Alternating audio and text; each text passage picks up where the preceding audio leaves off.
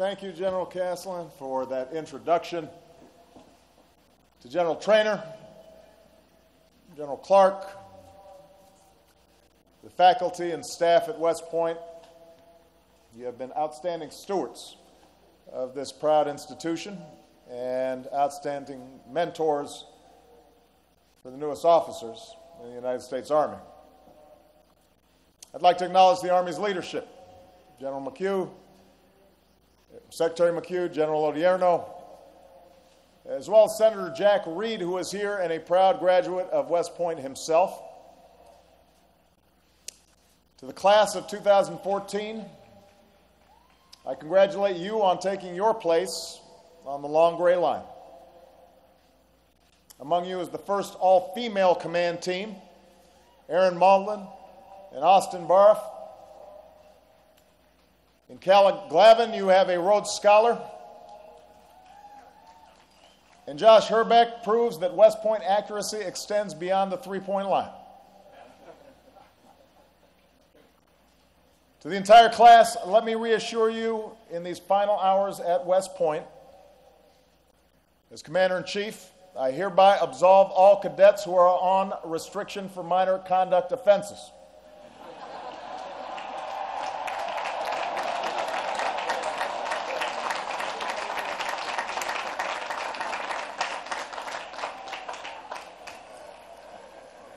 Let me just add that nobody ever did that for me when I was in school.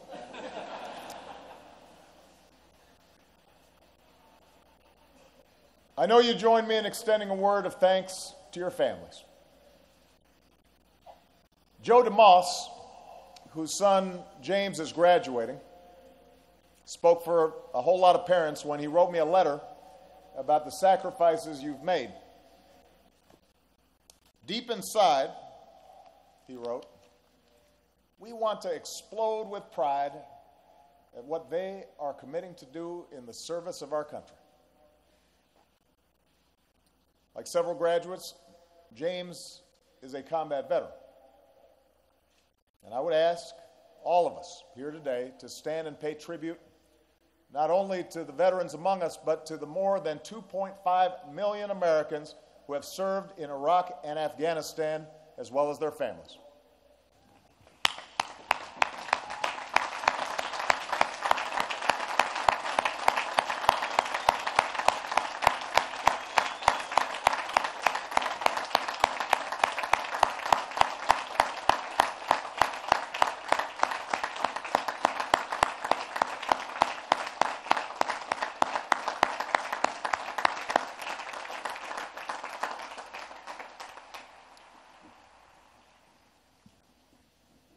This is a particularly useful time for America to reflect on those who've sacrificed so much for our freedom.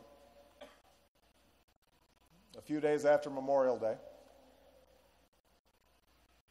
you are the first class to graduate since 9/11 who may not be sent into combat in Iraq or Afghanistan.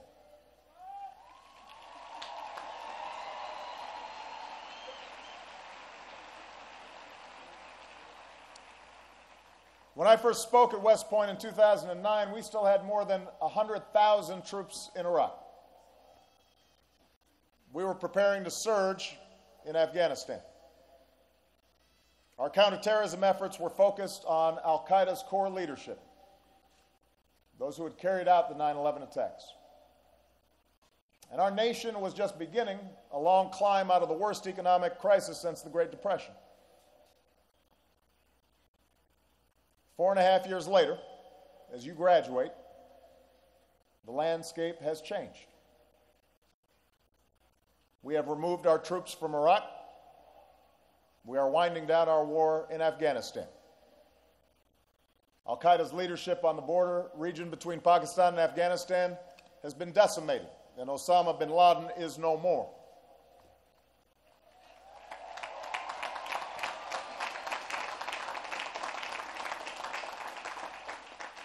And through it all, we've refocused our investments in what has always been a key source of American strength, a growing economy that can provide opportunity for everybody who's willing to work hard and take responsibility here at home. In fact, by most measures, America has rarely been stronger relative to the rest of the world. Those who argue otherwise, who suggest that America is in decline or has seen its global leadership slip away, are either misreading history or engaged in partisan politics. Think about it. Our military has no peer. The odds of a direct threat against us by any nation are low and do not come close to the dangers we faced during the Cold War. Meanwhile, our economy remains the most dynamic on earth, our businesses the most innovative. Each year, we grow more energy independent. From Europe to Asia, we are the hub of alliances unrivaled in the history of nations. America continues to attract striving immigrants. The values of our founding inspire leaders in parliaments and new movements in public squares around the globe. And when a typhoon hits the Philippines, or schoolgirls are kidnapped in Nigeria, or masked men occupy a building in Ukraine, it is America that the world looks to for help.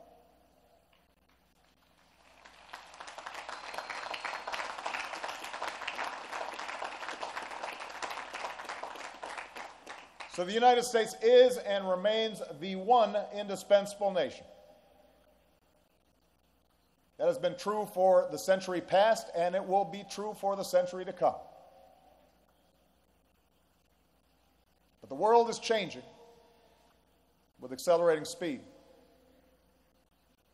This presents opportunity, but also new dangers. We know all too well after 9/11 just how technology and globalization has put power once reserved for states in the hands of individuals, raising the capacity of terrorists to do harm. Russia's aggression towards former Soviet states unnerves capitals in Europe, while China's economic rise and military reach worries its neighbors. From Brazil to India, rising middle classes compete with us, and governments seek a greater say in global forums. And even as developing nations embrace democracy and market economies, 24-hour news and social media makes it impossible to ignore the continuation of sectarian conflicts and failing states and popular uprisings that might have received only passing notice a generation ago. It will be your generation's task to respond to this new world. The question we face, the question each of you will face, is not whether America will lead, but how we will lead.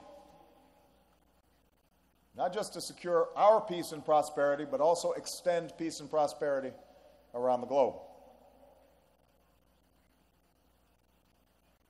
Now, this question isn't new, at least since George Washington served as commander-in-chief.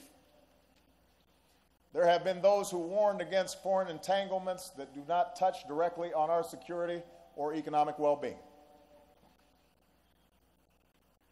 Today, according to self-described realists, conflicts in Syria or Ukraine or the Central African Republic are not ours to solve. And not surprisingly, after costly wars and continuing challenges here at home, that view is shared by many Americans. A different view from interventionists from the left and the right says that we ignore these conflicts at our own peril.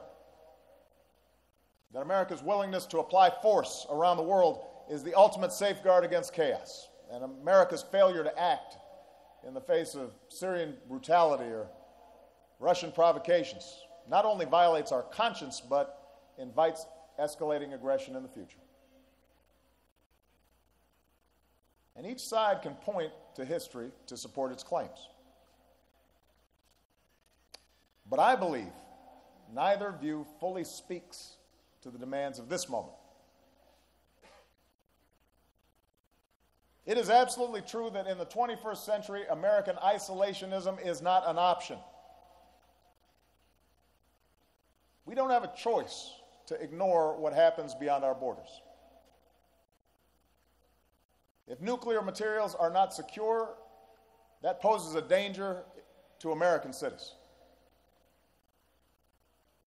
As the Syrian civil war spills across borders, the capacity of battle-hardened extremist groups to come after us only increases.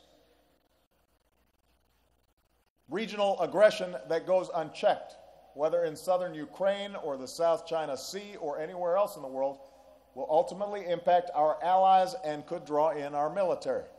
We can't ignore what happens beyond our boundaries. And beyond these narrow rationales, I believe we have a real stake, abiding self-interest, in making sure our children and our grandchildren grow up in a world where schoolgirls are not kidnapped and where individuals are not slaughtered because of tribe or faith or political belief. I believe that a world of greater freedom and tolerance is not only a moral imperative, it also helps to keep us safe. But to say that we have an interest in pursuing peace and freedom beyond our borders is not to say that every problem has a military solution. Since World War II, some of our most costly mistakes came not from our restraint, but from our willingness to rush into military adventures without thinking through the consequences, without building international support and legitimacy for our action, without leveling with the American people about the sacrifices required. Tough talk often draws headlines, but war rarely conforms to slogans.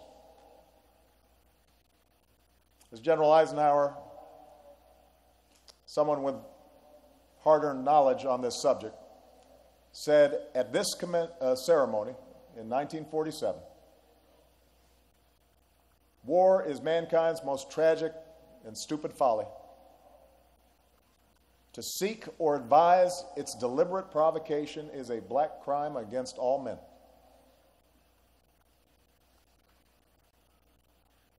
Like Eisenhower, this generation of men and women in uniform know all too well the wages of war.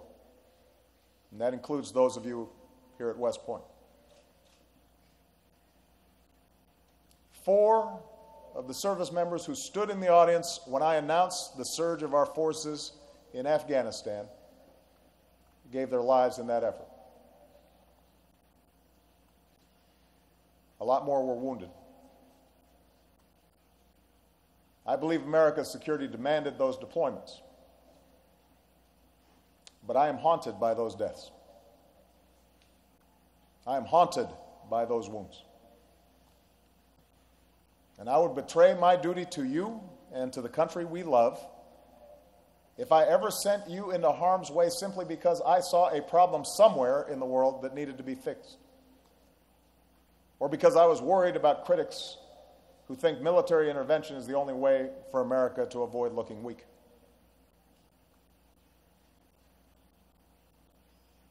Here's my bottom line. America must always lead on the world stage. If we don't, no one else will. The military that you have joined is and always will be the backbone of that leadership. But U.S. military action cannot be the only or even primary component of our leadership in every instance. Just because we have the best hammer does not mean that every problem is a nail. And because the costs associated with military action are so high, you should expect every civilian leader, and especially your commander-in-chief, to be clear about how that awesome power should be used. So let me spend the rest of my time describing my vision for how the United States of America and our military should lead in the years to come. For you will be part of that leadership. First, let me repeat a principle I put forward at the outset of my presidency. The United States will use military force unilaterally if necessary when our core interests demand it. When our people are threatened, when our livelihoods are at stake, when the security of our allies is in danger. In these circumstances, we still need to ask tough questions about whether our actions are proportional and effective and just. International opinion matters. But America should never ask permission to protect our people, our homeland, or our way of life.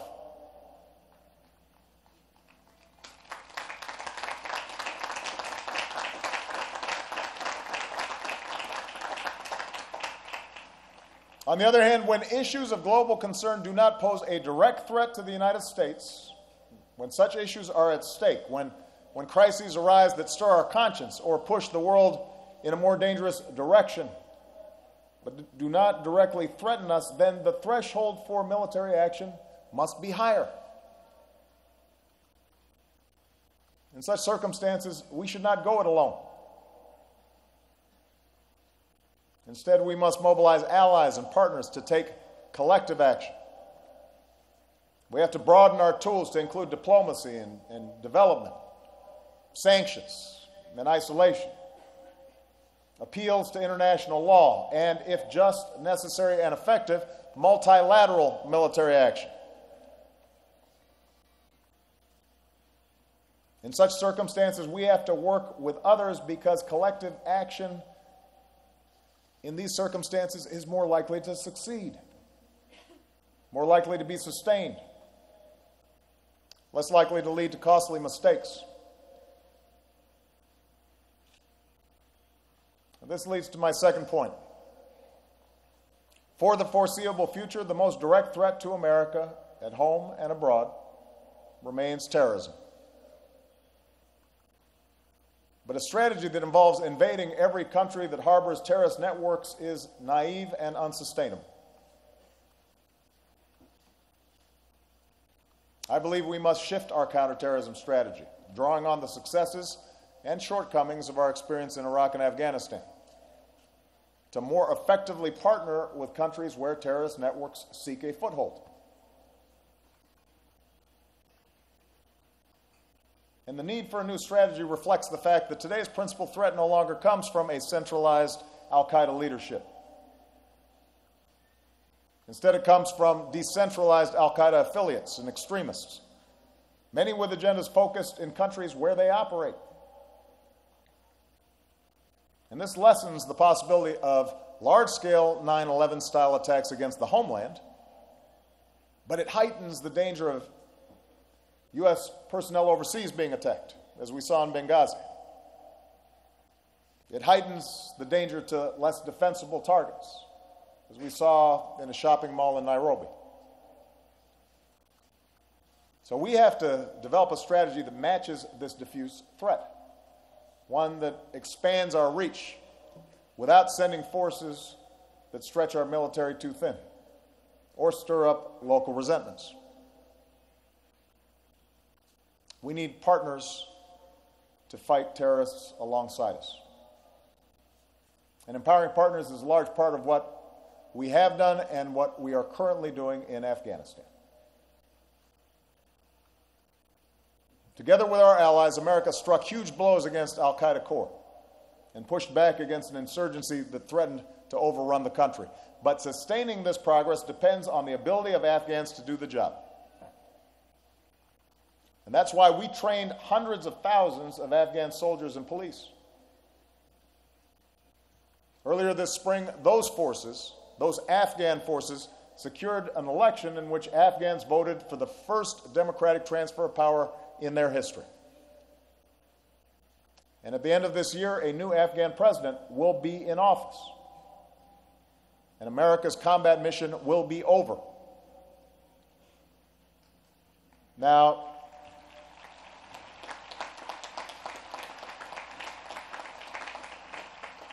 that was an enormous achievement made because of America's armed forces.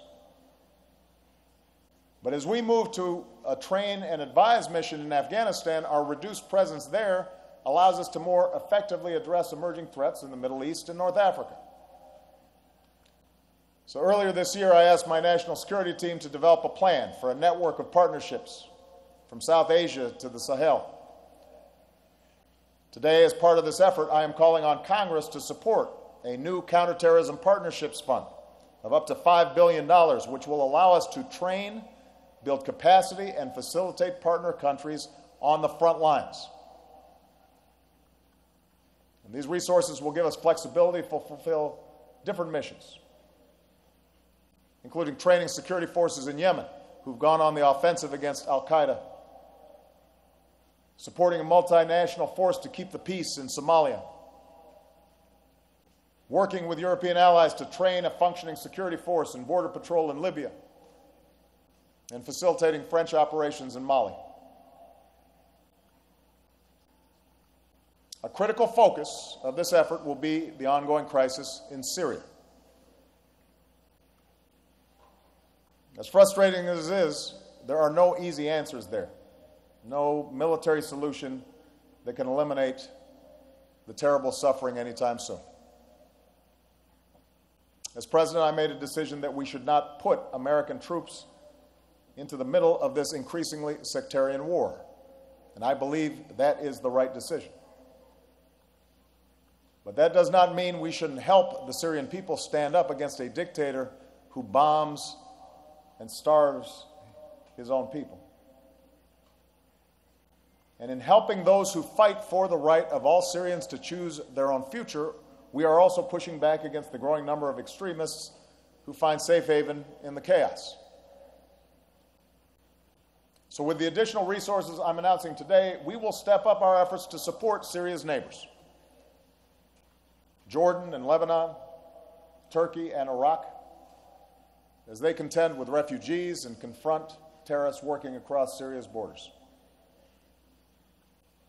I will work with Congress to ramp up support for those in the Syrian opposition who offer the best alternative to terrorists and brutal dictators. And we will continue to coordinate with our friends and allies in Europe and the Arab world to push for a political resolution of this crisis and to make sure that those countries, and not just the United States, are contributing their fair share to support the Syrian people. Let me make one final point about our efforts against terrorism. The partnerships I've described do not eliminate the need to take direct action when necessary to protect ourselves. When we have actionable intelligence, that's what we do. Through capture operations like the one that brought a terrorist involved in the plot to bomb our embassies in 1998 to face justice, or drone strikes like those we've carried out in Yemen and Somalia. There are times when those actions are necessary, and we cannot hesitate to protect our people. But as I said last year, in taking direct action, we must uphold standards that reflect our values. That means taking strikes only when we face a continuing imminent threat, and only where there is near certainty of no civilian casualties. For our actions should meet a simple test. We must not create more enemies than we take off the battlefield. I also believe we must be more transparent about both the basis of our counterterrorism actions and the manner in which they are carried out. We have to be able to explain them publicly, whether it is drone strikes or training partners. I will increasingly turn to our military to take the lead and provide information to the public about our efforts. Our intelligence community has done outstanding work, and we have to continue to protect sources and methods. But when we cannot explain our efforts clearly and publicly, we face terrorist propaganda and international suspicion, We erode legitimacy with our partners and our people, and we reduce accountability in our own government.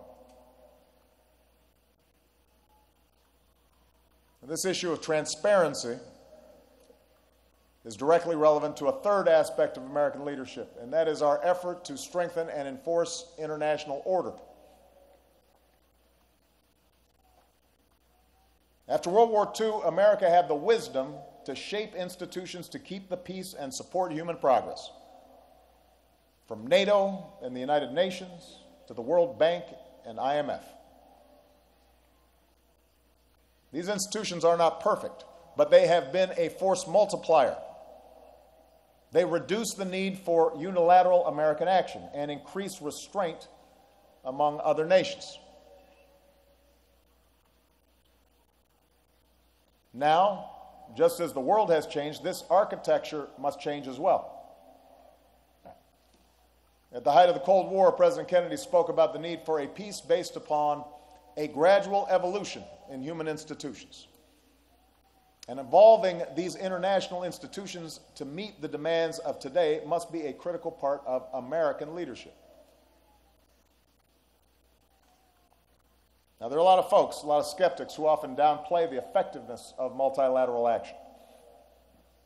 For them, working through international institutions like the UN or respecting international law is a sign of weakness.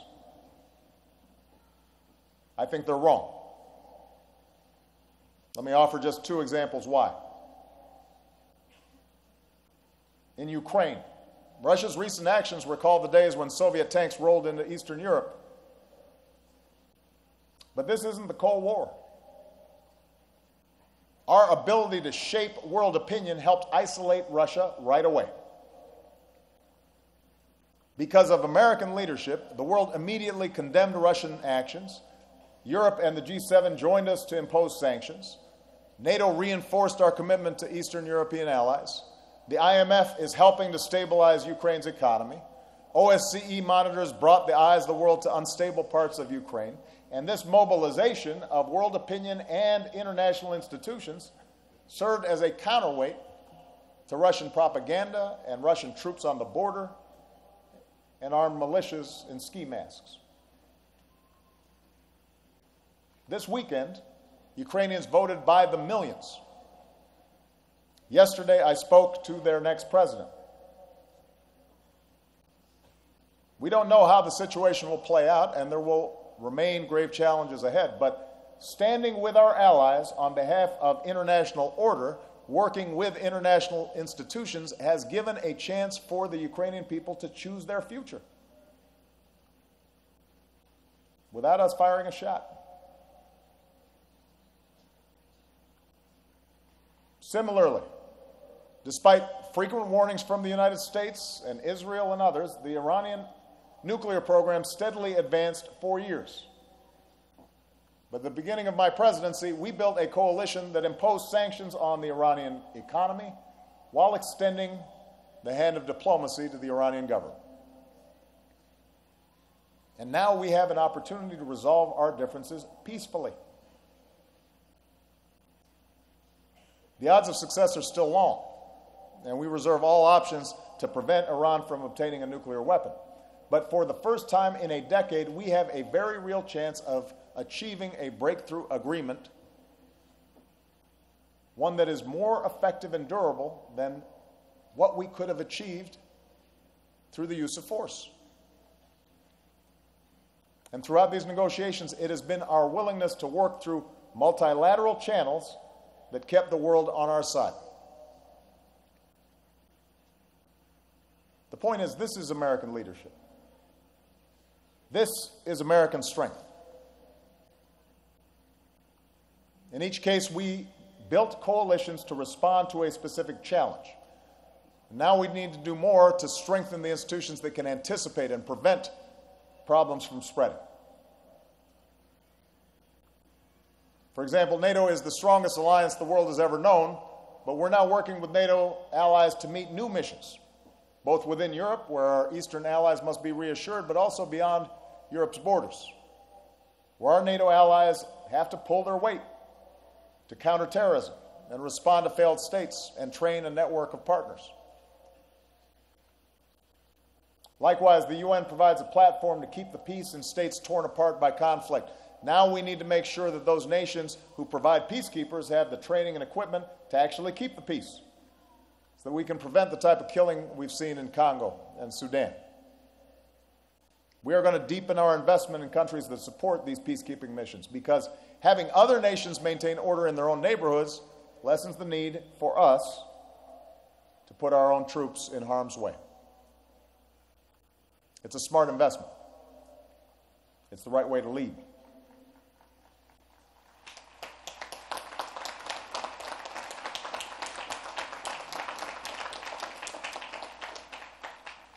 Keep in mind, not all international norms relate directly to armed conflict. We have a serious problem with cyber attacks, which is why we're working to shape and enforce rules of the road to secure our networks and our citizens. In the Asia Pacific, we're supporting Southeast Asian nations as they negotiate a code of conduct with China on maritime disputes in the South China Sea. And we're working to resolve these disputes through international law. That spirit of cooperation needs to energize the global effort to combat climate change, a creeping national security crisis that will help shape your time in uniform as we are called on to respond to refugee flows and natural disasters and conflicts over water and food, which is why next year I intend to make sure America is out front in putting together a global framework to preserve our planet. You see, American influence is always stronger when we lead by example. We can't exempt ourselves from the rules that apply to everybody else. We can't call on others to make commitments to combat climate change if a whole lot of our political leaders deny that it's taken place.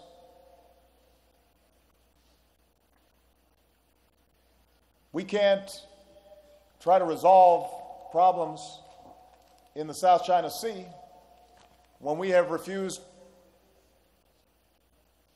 to make sure that the law of the sea convention is ratified by our United States Senate, despite the fact that our top military leaders say the treaty advances our national security. That's not leadership. That's retreat. That's not strength. That's weakness. It would be utterly foreign to leaders like Roosevelt and Truman, Eisenhower and Kennedy. I believe in American exceptionalism with every fiber of my being. But what makes us exceptional is not our ability to flout international norms and the rule of law. It is our willingness to affirm them through our actions.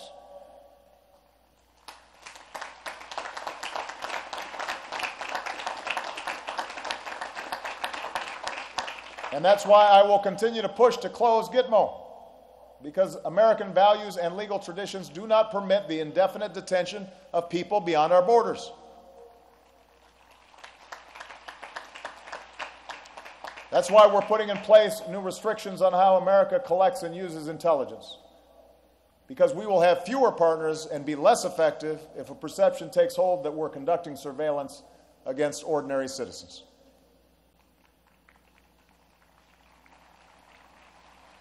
America does not simply stand for stability or the absence of conflict, no matter what the cost. We stand for the more lasting peace that can only come through opportunity and freedom for people everywhere. Which brings me to the fourth and final element of American leadership: our willingness to act on behalf of human dignity. America's support for democracy and human rights goes beyond idealism. It is a matter of national security. Democracies are our closest friends and are far less likely to go to war. Economies based on free and open markets perform better and become markets for our goods. Respect for human rights is an antidote to instability and the grievances that fuel violence and terror. A new century has brought no end to tyranny. In capitals around the globe, including, unfortunately, some of America's partners, there's been a crackdown on civil society. The cancer of corruption has enriched too many governments and their cronies and enraged citizens from remote villages to iconic squares. And watching these trends, or the violent upheavals in parts of the Arab world, it's easy to be cynical. But remember that because of America's efforts, because of American diplomacy and foreign assistance, as well as the sacrifices of our military, more people live under elected governments today than at any time in human history. Technology is empowering civil society in ways that no iron fist can control. New breakthroughs are lifting hundreds of millions of people out of poverty. And even the upheaval of the Arab world reflects the rejection of an authoritarian order that was anything but stable, and now offers the long-term prospect of more responsive and effective governance. In countries like Egypt, we acknowledge that our relationship is anchored in security interests, from peace treaties to Israel to shared efforts against violent extremism. So we have not cut off cooperation with the new government, but we can and will persistently press for reforms that the Egyptian people have demanded. And meanwhile, look at a country like Burma, which only a few years ago was an intractable dictatorship and hostile to the United States. 40 million people.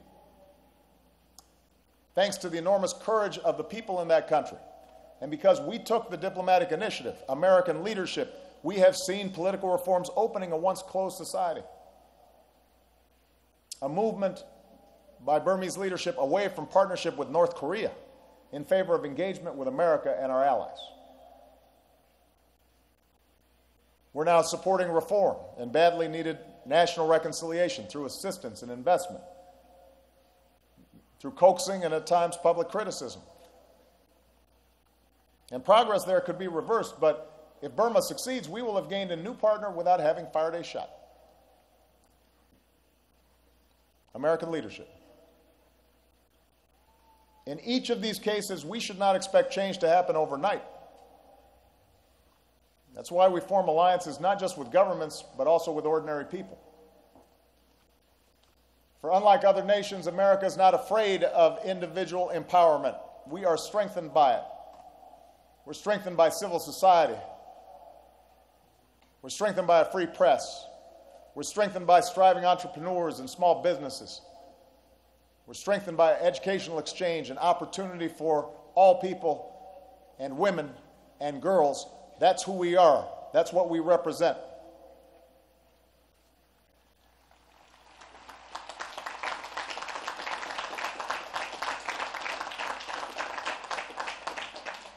I saw that through a trip to Africa last year, where American assistance has made possible the prospect of an AIDS-free generation while helping Africans care themselves for their sick. We're helping farmers get their products to market to feed populations once endangered by famine. We aim to double access to electricity in sub-Saharan Africa so people are connected to the promise of the global economy. And all this creates new partners and shrinks the space for terrorism and conflict. Now, tragically, no American security operation can eradicate the threat posed by an extremist group like Boko Haram, the group that kidnapped those girls. And that's why we have to focus not just on rescuing those girls right away, but also on supporting Nigerian efforts to educate its youth. This should be one of the hard-earned lessons of Iraq and Afghanistan, where our military became the strongest advocate for diplomacy and development. They understood that foreign assistance is not an afterthought, something nice to do apart from our national defense, apart from our national security. It is part of what makes us strong.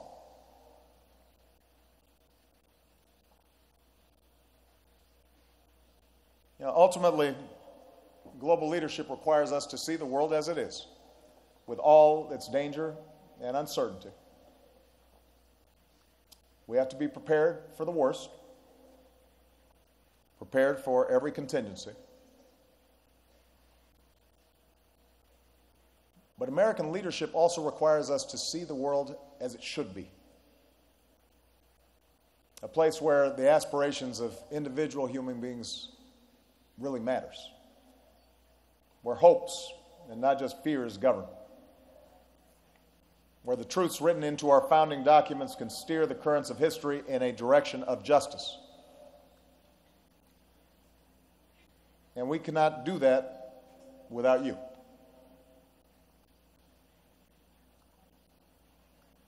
Class of 2014, you have taken this time to prepare on the quiet banks of the Hudson. You leave this place to carry forward a legacy that no other military in human history can claim. You do so as part of a team that extends beyond your units or even our armed forces. For in the course of your service, you will work as a team with diplomats and development experts. You'll get to know allies and train partners. And you will embody what it means for America to lead the world. Next week, I will go to Normandy to honor the men who stormed the beaches there. And while it's hard for many Americans to comprehend the courage and sense of duty that guided those who boarded small ships, it's familiar to you. At West Point, you define what it means to be a patriot. 3 years ago, Gavin White graduated from this academy. He then served in Afghanistan. Like the soldiers who came before him, Gavin was in a foreign land helping people he'd never met, putting himself in harm's way for the sake of his community and his family, of the folks back home. Gavin lost one of his legs in an attack. I met him last year at Walter Reed. He was wounded, but just as determined as the day that he arrived here at West Point. And he developed a simple goal. Today, his sister Morgan will graduate. And true to his promise, Gavin will be there to stand and exchange salutes with her.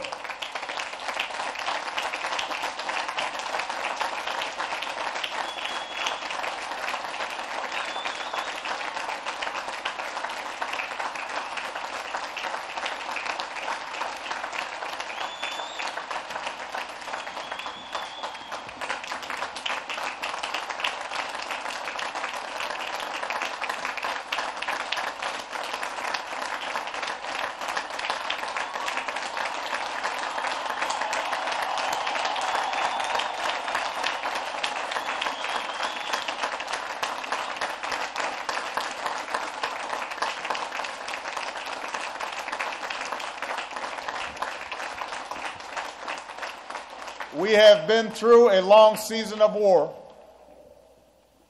We have faced trials that were not foreseen, and we've seen divisions about how to move forward. But there is something in Gavin's character. There is something in the American character that will always triumph. Leaving here, you carry with you the respect of your fellow citizens. You will represent a nation with history and hope on our side. Your charge now is not only to protect our country, but to do what is right and just. As your Commander-in-Chief, I know you will. May God bless you. May God bless our men and women in uniform. And may God bless the United States of America.